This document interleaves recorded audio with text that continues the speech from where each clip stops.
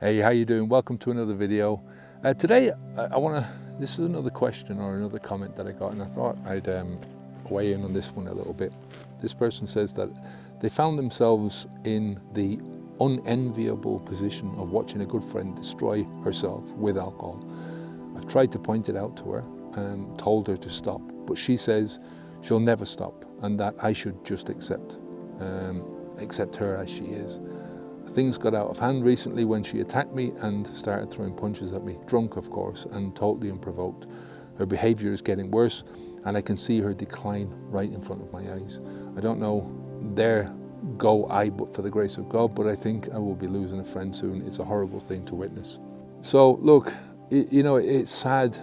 It's a sad thing to watch anyone you care about going down this road.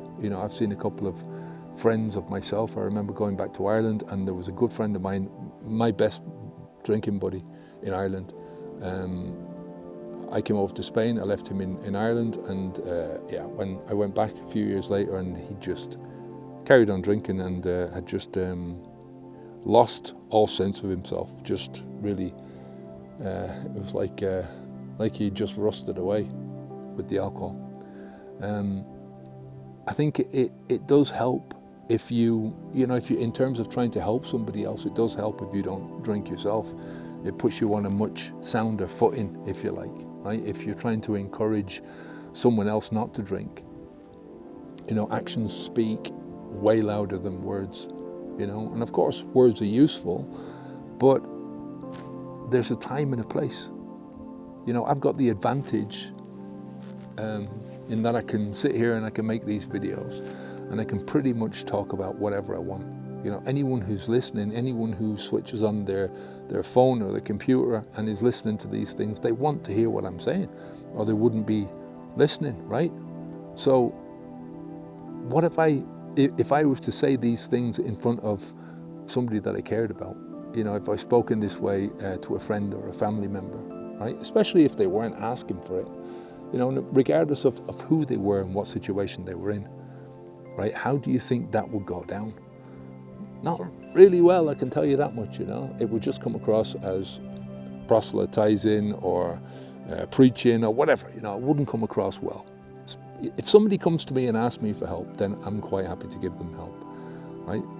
I've had friends and family members saying, oh, I have to have a chat with you about this, arrange a talk, and then, a couple of, when the talk is about to happen, they'll back out of it, right? And I've never had anyone having a talk with me, and that's understandable, right? I would much prefer to talk about these things. I think in the moment when somebody's going through these things and they can say to me, they think about me and they think, well, he's the one that's does this for a living. But then when they think about it and think, yeah, I'm the brother or the sister, or I'm the brother or the friend or whatever, then it's different. It's a different situation. So I can't tell you how many times somebody else, a friend, has said, they find out what I do for a living, or an acquaintance or something like that, and they immediately know somebody then in their life who needs help, who has a problem with alcohol, and they'll ask me if I might have a chat with them. And I always say, of course, yeah. But I always give them that thing of, tell them to give me a call. Here's my phone number. Tell them to give me a call. And I've yet to have a person from that type of a conversation give me a call, right? Even though sometimes that friend or that acquaintance who's said to me that they've got a friend, they'll come back to me and say, oh, I gave them your number, did they get in contact with you? And it's always no. So you can't directly help somebody who doesn't want to be helped, right? You can't directly help somebody who doesn't want to be helped. You can indirectly help them in many different ways, for instance, by not being a drinking partner for them, refusing to go out and get drunk with them, refusing to be a shoulder to cry on for people, when somebody comes to you and that somebody needs help and they're saying to you, oh, this happened or that happened when I was drunk, unless they're going to do something about it, and they're going to do something about it, there's no point. You're enabling that kind of behavior by doing it, by being that shoulder to cry on. So don't do that. You also have to think about it from your own perspective, right? You know, you're also part of this friendship. It's a two-way street, right, these things. And there are rules. You know, some of these rules are, most of the rules, I mean, nobody ever talks about the rules and goes, oh, well, these are the rules that we have to follow. These are unspoken things, right? Rules that shouldn't have to be spelled out to a friend or a family member, you know. Within a friendship, there are certain things that are just not done. You know, there are lines that you don't cross, even among friends. And as far as I'm concerned, somebody starts throwing punches at me, it ain't going to end well. No fucking way. I wouldn't put up with that for 2 seconds. I've had that too much in my past. And that friendship would end. It would be over for me. That's a personal thing, right? You know, since I stopped drinking alcohol, I can't tolerate drunken people. I don't like being around drunken people. It's nothing to do with them. But I won't be around a drunk when they're drinking, you know. It's just not for me, especially for people that I care about. It is what it is, right? It is what it is. There's a guy down there, they're herding cattle, but there's like a barrier on the road. There's a road coming up all the way around here. And there's a barrier on certain parts of it, so he's banging the barrier or something. That's what the noise is. But like I said, you know, it is what it is with these type of relationships, and with myself, you know, everyone to their own on this. But when it comes to drinking, I'm responsible for myself, right? Everyone, when it comes to personal responsibility, you can only be responsible for your own self, right? You know, you're not responsible for somebody else's behavior. You're not responsible for what they do or what they say, right?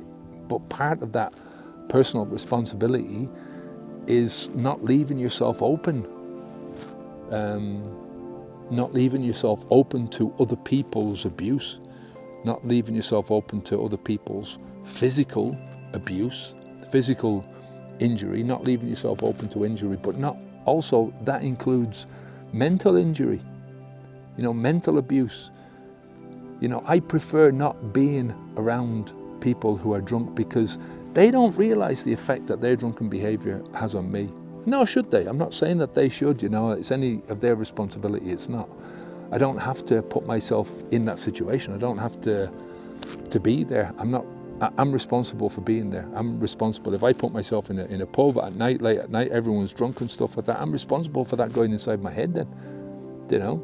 If I'm with my family and I stay and I listen to them when they're all drunk, you know, I'm responsible for that.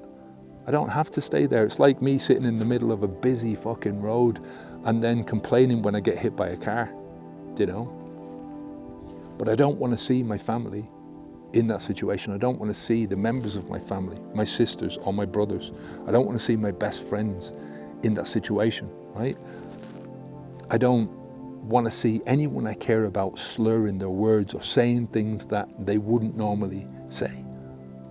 I don't want to see them acting stupid, right? And it's nothing to do with the fact that they're slurring their words. Everyone does that when they're drunk, or that they're acting stupid. Everyone does that when they're drunk. It's nothing to do with that. It's the fact these are people that I care about, that I have an image of them in my head, right?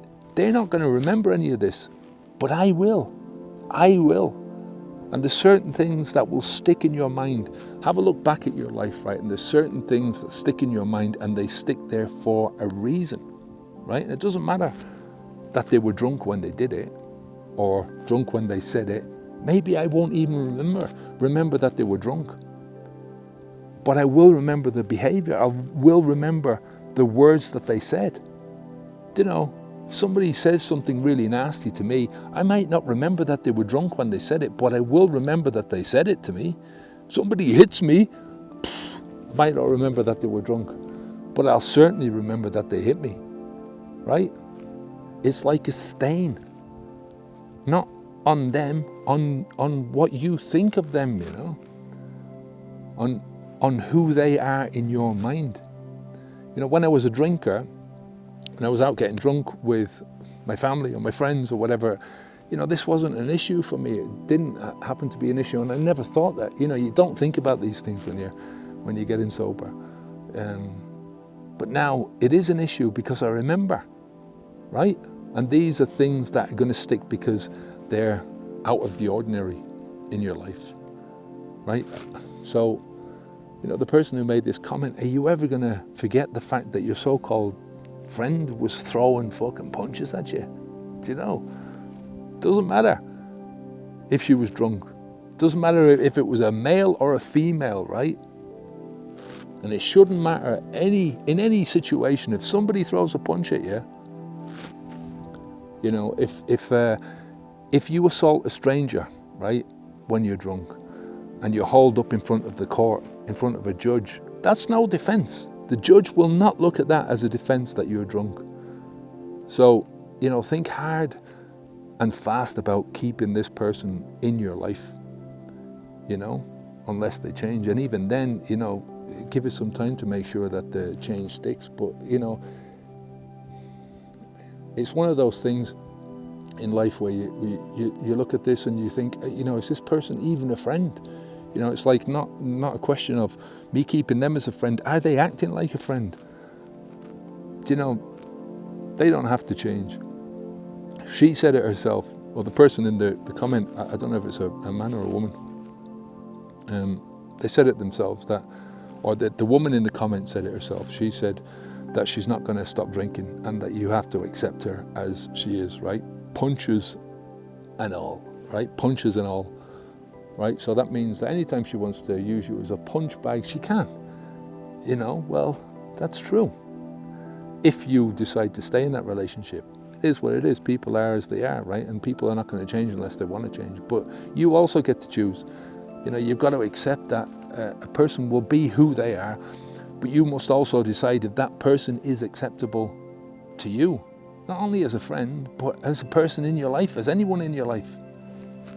So, you know, I'll leave it there for today. Look, if you want to support what we do here on YouTube, I'd really appreciate it if you consider supporting us on Patreon. The link's in the description down below. And I want to really thank everyone who's already a patron. Your support is very much appreciated.